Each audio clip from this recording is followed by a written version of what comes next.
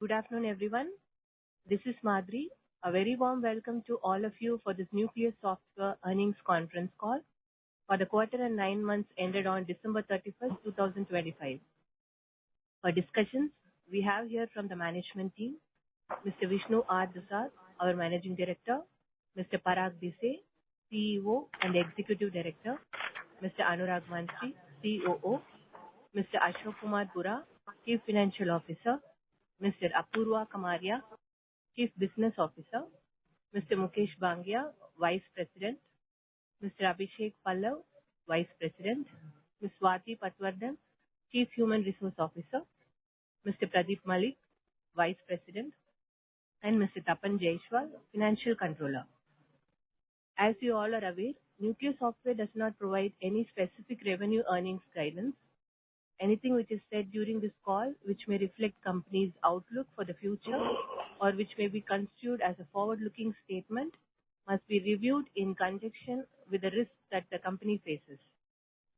An audio and the transcript of this call would be shortly available on the investor section of company's website, www.nucleussoftware.com. With this, we are now ready to begin with the opening comments on the performance of the company, and post that, we would be available for the question and answer session. With this, I now pass it over to Mr. Vishnu. Over to you, sir. A warm welcome to our investor call for quarter ending 31st December 2025. We continue to be grateful to you for your continued interest in Nucleus Software. This quarter, we are delighted to welcome Apurva Kamaria, our Chief Business Officer, who brings more than 2 decades of very rich experience with companies like HCL, RateGain, Tech Mahindra, and Google. We look forward to his contributing to the betterment of the company, and with those words, I pass it on to Parag. Thank you so much, sir, and my warm welcome to everyone who has joined this call, and I would also like to welcome Apurva to the Nucleus family, and looking forward to learn from his experience and his contributions. This quarter also has been a quarter of steady performance for us, I would say, both on the order booking side and on the implementation side. And otherwise, we continue to work on our long-term strategy as we've been talking about. Thank you. We can start with Mr. Tapan financial comment. Tapan sir, over to you. Swati, am I audible? Yes, sir, you're audible. Please go ahead. Our consolidated revenue for the quarter is at rupees 220.03 crores against 213.51 crore quarter-on-quarter and rupees 205.7 crore year-on-year.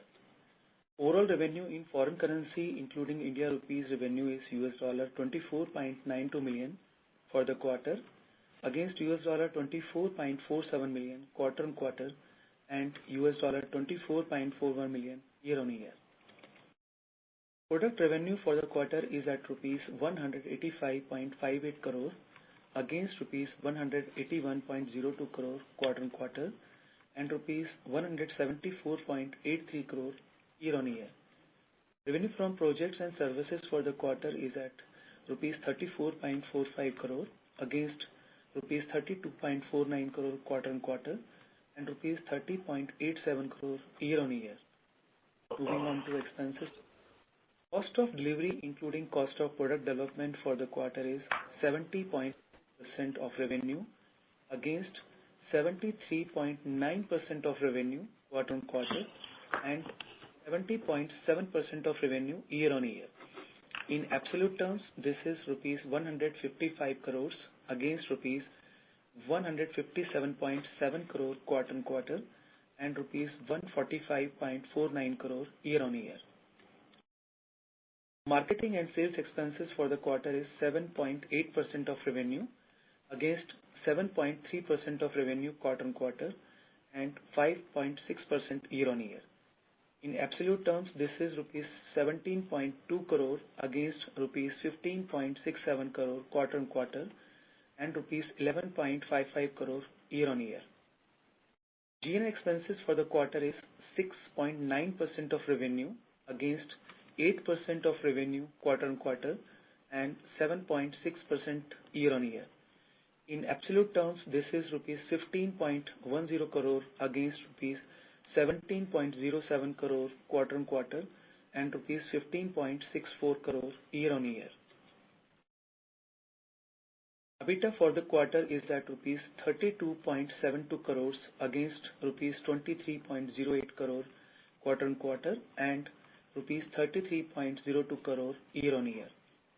Other income from investments and deposit is at rupees 14.87 crore against rupees 13.50 crore quarter-on-quarter and rupees 14.78 crore year-on-year.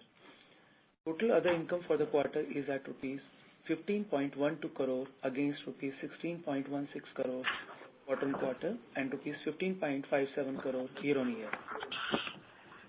Total taxes 0.96 crore against rupees 9.12 crore quarter-on-quarter and rupees 10 crore year-on-year. Net profit is at rupees 20.7 crore for the quarter against rupees 26.29 crore quarter-on-quarter and rupees 34.97 crore year-on-year. Other comprehensive income is at rupees 3.58 crore for the quarter against rupees 2.77 crore quarter-on-quarter and negative 1.69 crore year-on-year. Total comprehensive income, which includes net profit and other comprehensive income, is at rupees 24.28 crore for the quarter against rupees 29.06 crore quarter-on-quarter and rupees 33.28 crore year-on-year. EPS for the quarter is at rupees 7.86 as against rupees 9.99 in the previous quarter and rupees 13.28 year-on-year. In terms of foreign currency hedges, on December 31st, we had $3 million of forward contracts at an average rate of 89.38. There is a mark-to-market loss of rupees 0.37 crores, which is taken to hedging reserve in the balance sheet. Revenue contribution from the top 5 clients for the quarter is 27.02% against 27.12% in the previous quarter. The order book position is rupees 656.68 crore, including rupees 588.74 crore of the product business and rupees 67.94 crore of projects and services business. On September 30th, the order book position was rupees 671.1 crore, including rupees 579.67 crore of product business and rupees 91.43 crore of projects and services business. Total cash and cash equivalent as on December 31st are rupees 971.6 crore against rupees 961.66 crore as on September 30th. This includes balances in current accounts of rupees 41.15 crore, various schemes of mutual fund rupees 634.30 crore, fixed deposits of rupees 263.17 crore, investments in tax-free bonds of rupees 32.98 crore.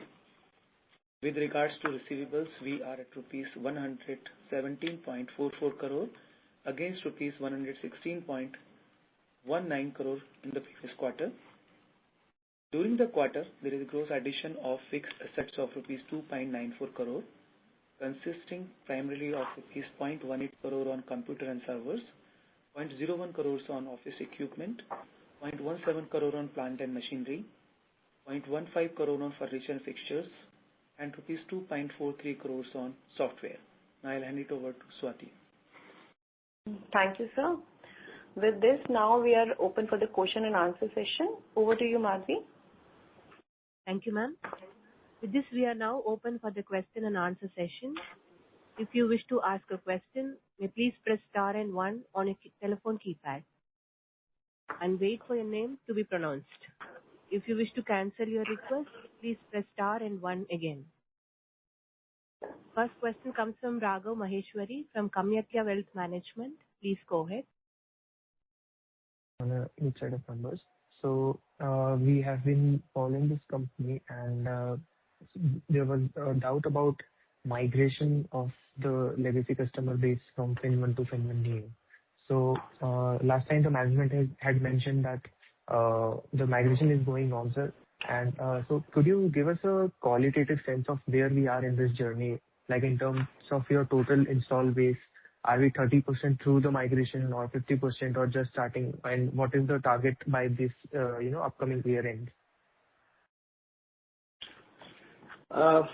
Yeah, thank you for your question. This is Parag here. So, difficult to quantify. I would only say that the migration process is on. We are getting customers moved to the new platform. I had also mentioned earlier that it is a time-taking journey. Our customers are comfortable with our existing products, so though technology obsolescence is a challenge, but of course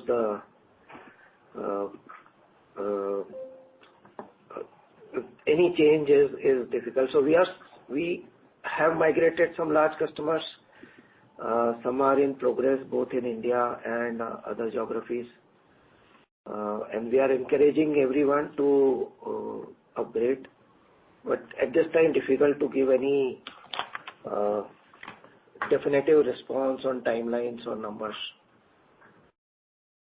So, is it by when are we planning to complete this migration? Look, we would want to do it at the earliest possible, but difficult. And as such, with our customers on older platforms, we're not facing any challenges. We are serving them also. We are having maintenance contracts with them. So we are not. We would want them to migrate at the earliest. At the same time, but if we have to talk about some timeline, then maybe I think next 3 to 4 years. Understood, sir. And sir, my next question would be around cost of delivery. I think from last quarter, our cost of delivery has come down to 70% something. And I think this is a contribution given by less employee cost because of this all migration and all happening. So, sir, just to get an idea, is this cost of delivery sustainable for the coming time, or can we see some uptick in this as well?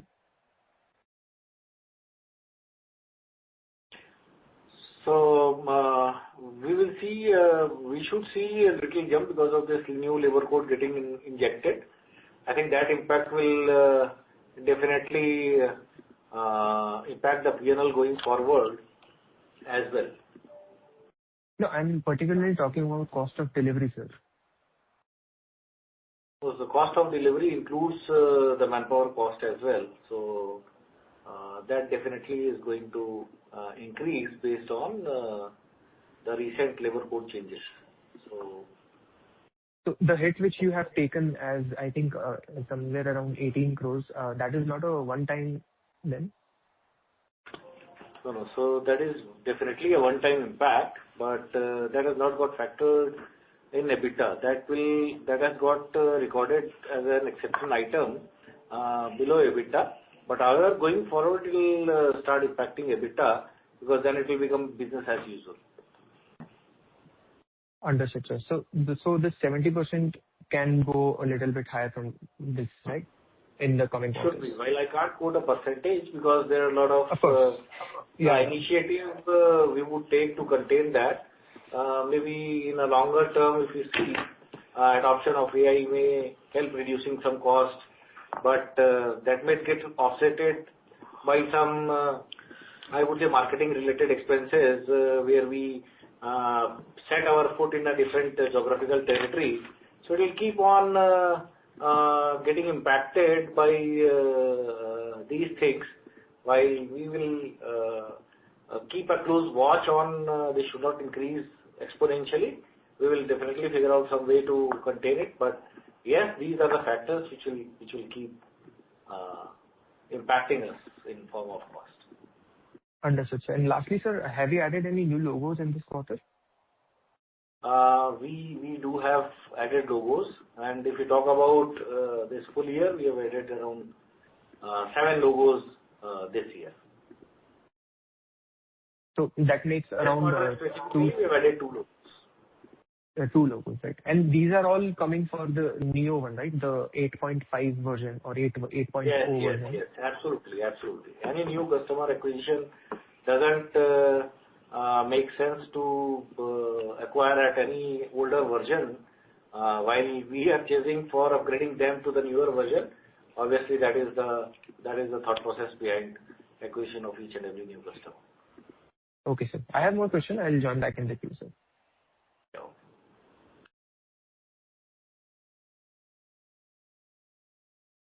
The next question comes from Rushabh Shah from Bugle Rock PMS. Please go ahead. Hi, sir. Thank you. Am I audible? Yes, but you could be a little louder.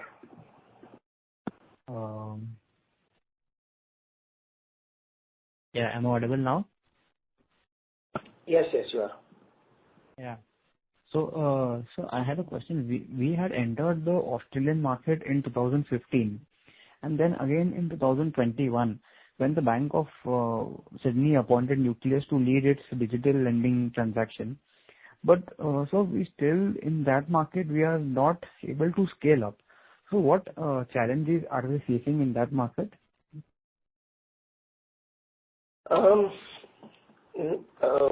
No challenge. I think the market is high yield market, but at the same time, the number of players are not as many as it's not as such a dense market as India or Middle East. So that's one.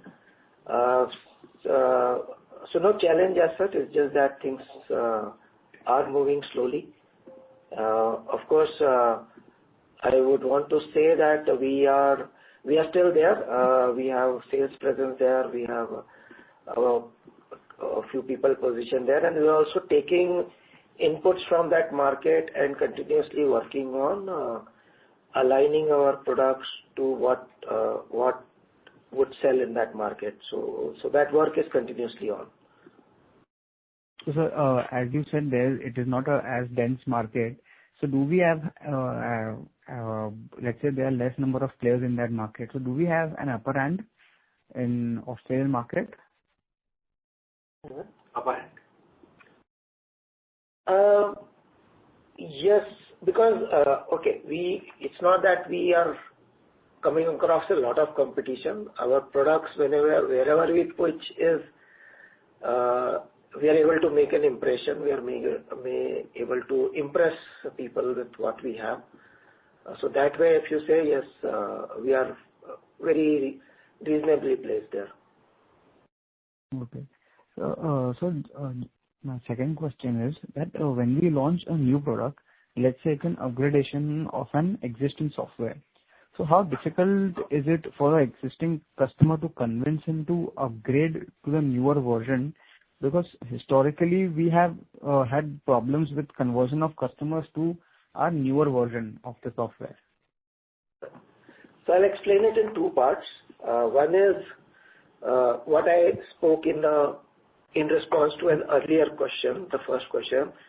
Our from old platform to new platform, that conversion is a bit difficult because, as I said, customers are very comfortable with the old product, and that journey is still, I would say, even for customer, a heavy investment, because all said and done, it's an old product. We come out with a completely new product. But when it comes to upgrading our existing FinnOne Neo or FinnOne customers to a higher version of same product, that journey is relatively easy. There have been instances where we've been able to upgrade our customers over a weekend, and there's a continuous effort to make that journey very smooth.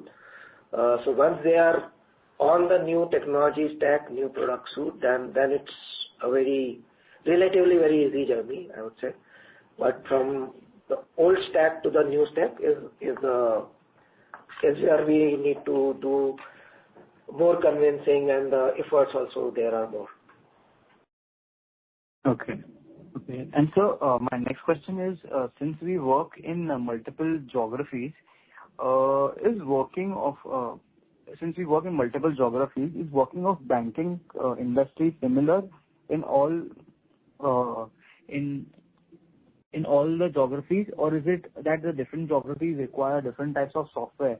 So we have to make customized software for our customers.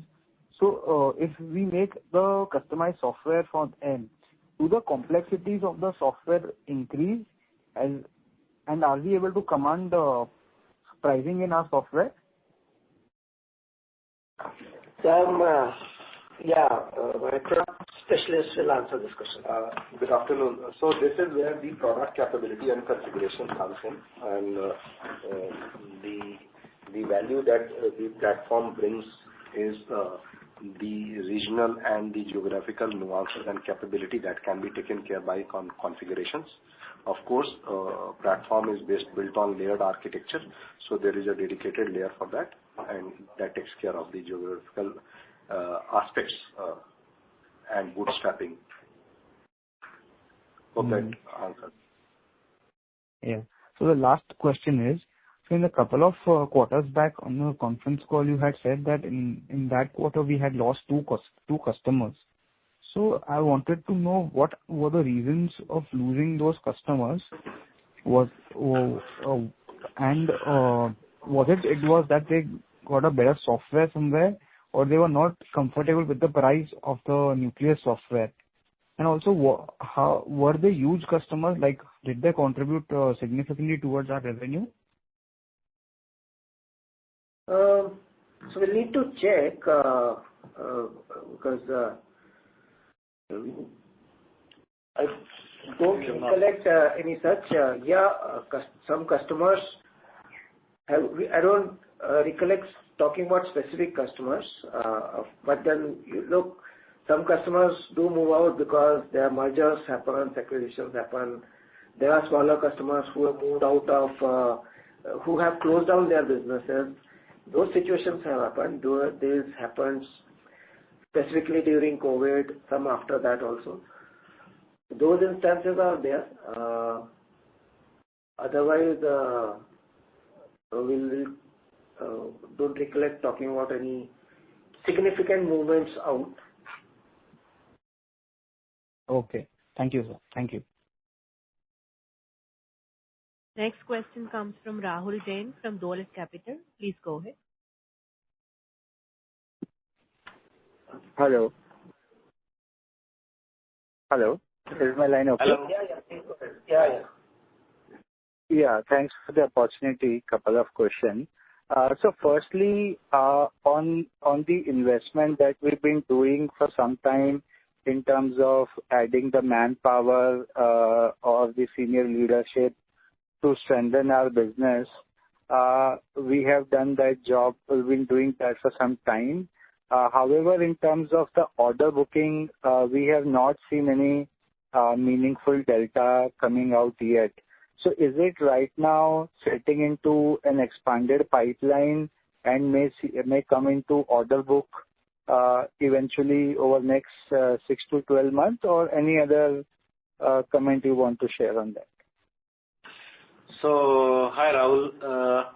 While yes, these changes has been done in the organization, and as it takes a little time to settle and start reflecting into the results, I hope you will also appreciate the fact that these whatever deals we do are long drawn deals. These deals do take time to come up, fructify, because there are a lot of steps which are discussed and debated before a deal is signed off or the order also comes. There are a lot of steps which are involved, and it may take and it may go on for months, and few may even change a financial year as well. Having said that, you will be happy to know that in this financial year we have added 7 new logos. So I think, yes, we are moving in the right direction, we are on the right trajectory, and we are on the right path. And given the kind of leadership we have got now, and with the team below us, I think we are on the right path. Thanks for that color. Now specific to the most buzzword, which is AI. So what is our strategy right now in terms of embedding that into some underwriting tool like we hear in the market? Where are we on that journey? And secondly, from a demand side of it, are the customers seeking incrementally AI-powered solutions from company like us? And where are we on that path? So, AI strategy is part of our product roadmap and the organizational long-term and immediate strategy. So we have a strategy that is being built, and there is a draft version that has already taken a shape. As far as AI baking into the product, that is embedded AI, yes, that is part of our product offering. Even assisted credit decisioning has come up as part of our GA.5.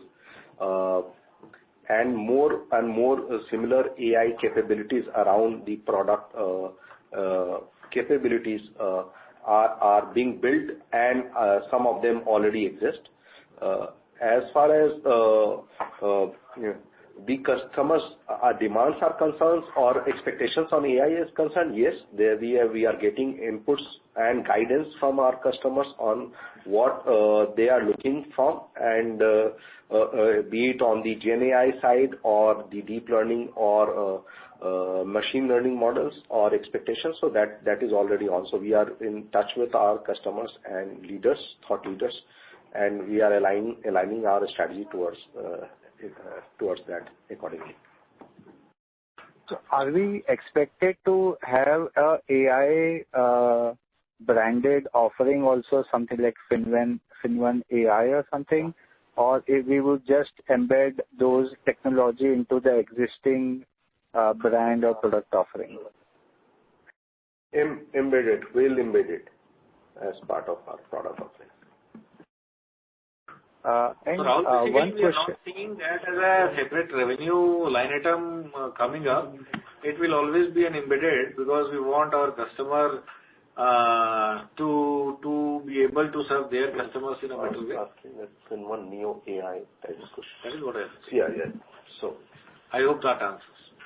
So while some of the good capabilities around financial literacy, which is interactive statement of account, 360-degree sentiment analysis on collection sites, and there are others, key capabilities has already come up, and there are several others which are under pipeline being built. That will be released as part of GA, the upcoming GA. Sure. That's good to know. And one last question from my side is on the capital allocation side. This question keeps coming once in a while. We've been accumulating cash. We've been generating a lot of cash.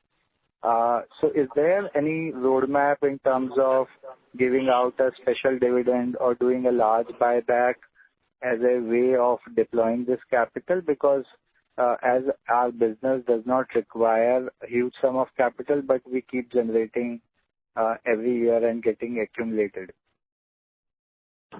So Rahul, as of now, we would like to sit with some cash, because as you know, this AI thing has heated up. Lot of stuff is happening. It might require a lot of investment at our end also. We are treading that path steadily, and we will look into that maybe once the clear picture emerges in next 1 or 2, 3 quarters, and that is where we will be in a position to decide which way we want to go. Sure. That's it from my side. Thank you. Thank you. The next question comes from Sanjot Kare, an individual investor. Please go ahead. Hello, good afternoon. Am I audible? Yes. Yes, sir. So I just want to understand the quarter gone by Q3. So I think we have closed a couple of deals, and last call you also mentioned that there was delay in closure of the deals, like customers are taking longer time. So just want to understand your view, like the quarter gone by, how was the performance as per your expectation, or was it below expectation? And how are we seeing that the deals closure will be happening in Q4? I mean, some deals couldn't close in Q3, but will be closed in Q4. So definitely better than earlier quarters. We've been saying that we are getting traction from the market, and now we are seeing that conversions have also starting to happen. A few that has happened, which Ashok talked about, and yes, there is a significant pipeline that we have, which we hope to convert in coming quarters. Sure. And this recent updates happen on like a tariff deal with EU and USA. Are we seeing that that will be positive for the business going forward?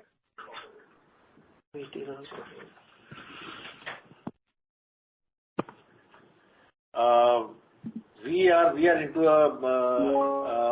a product company, and as such, those arrangements are not going to impact much in any way. So we don't have too much of traction anyway in Europe. And if you talk about US, we have minimal interest as of now there, while we are trying to get our foothold there and gradually succeeding on that path. But deal per se is not going to have any significant impact on us.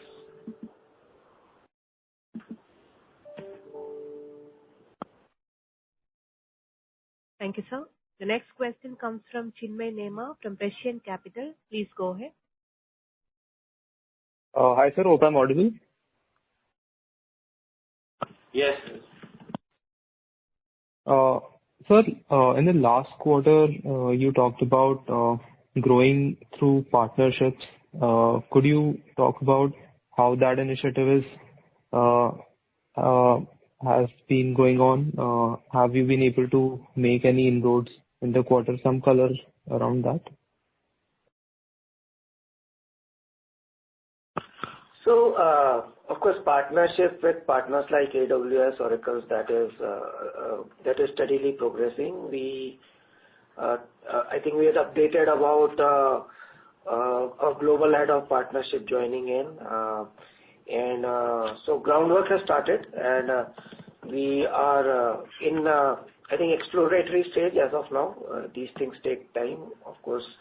On the other side, one area where we are progressing more is on establishing partnerships with various fintechs, because that is the ecosystem today has become very, very highly integrated.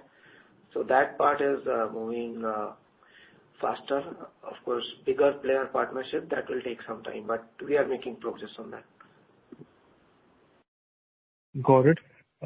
And secondly, with the new hiring that has happened in the sales team and as well as the increase in the senior leadership, could you talk about what should be some of the key monitorables or milestones that you want to achieve over the next 1 year?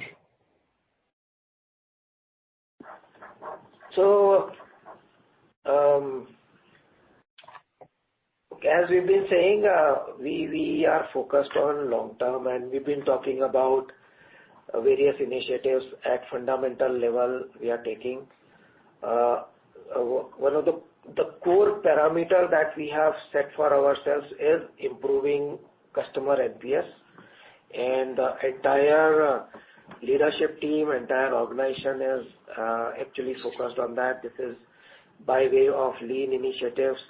Of course, by strengthening the sales team and leadership joining in that, we expect to have more sales, more implementations. But focus on existing customers and fundamentals is what is the key focus. Okay, sir. Thank you. Dear participants, if you have any questions, please press star and 1 on your telephone keypad. And the follow-up question comes from Raghav Maheshwari from Kamyakya Wealth Management. Please go ahead. Yeah. Hi, thanks. So, sir, my follow-up question is basically on this client additions that we have done for this year, like 7 client additions. So can you tell us how many, like, what is the bifurcation of that into FinnOne Neo and so basically the lending management system and the transaction banking part of it? These 7 are all lending. Okay, lending. And sir, what part of our current revenue, let's say H1, is lending, sir, in terms of percentage? Don't track that. No, I think Tapan talked about high-level bifurcation. Beyond that, we track it at that level. Understood, sir. And sir, next thing I wanted a clarification on was that we had introduced FinnOne Neo. It's been quite a while now, and whatever clients, like you mentioned, we are adding in the new, basically new version. So, sir, as of now, let's say if you have 100 clients, what percentage of those clients are into this new platform, and what percentage are in just the FinnOne? If you can just give a prox range. Yeah, in terms of roughly, in terms of broad bifurcation, that would be 50-50 in terms of number of customers, roughly. 50-50. And by the end of next year, sir, are we targeting it somewhere around 60-40 or 70-30? Definitely, as we think the approach is that whether it will be 60-40, 70-30, that's difficult to say. Understood, sir. And sir, my next question is, sir, as of now, what is your focus? Is it to get new client addition each quarter, or to focus more on migration of existing ones into the GA? Both, I would say, because there are these are different focus areas. So definitely there's focus on new customer acquisition. There's focus on giving new capabilities to existing customers as well as migration. So these are separate focus areas. Understood, sir. And sir, lastly, I wanted to talk about industry tailwind a bit, sir, because we are seeing good credit growth on the retail sector coming in. All the banks are posting good numbers. So I think there is some sort of a industry tailwind, if you can give some light upon that. And also for that matter, sir, for the next coming year, like FY27, can you tell us, sir, like, I'm not asking for any guidance here, but just some qualitative factors, as in where can the growth come from?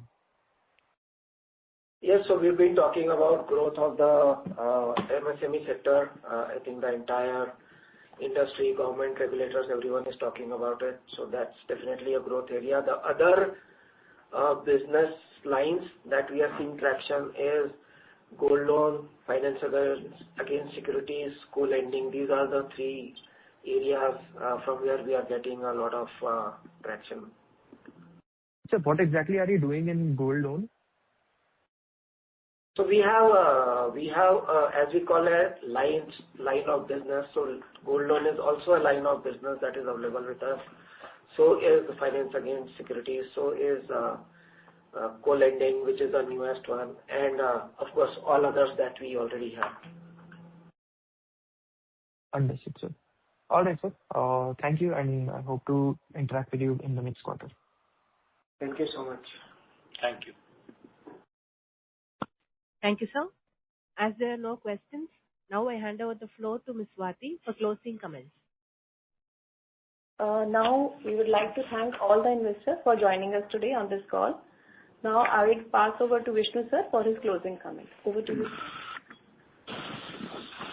We thank you very much for your continued interest in Nucleus Software, and would like to reassure you of our commitment to deliver value to all our stakeholders in decades to come. Thank you very much.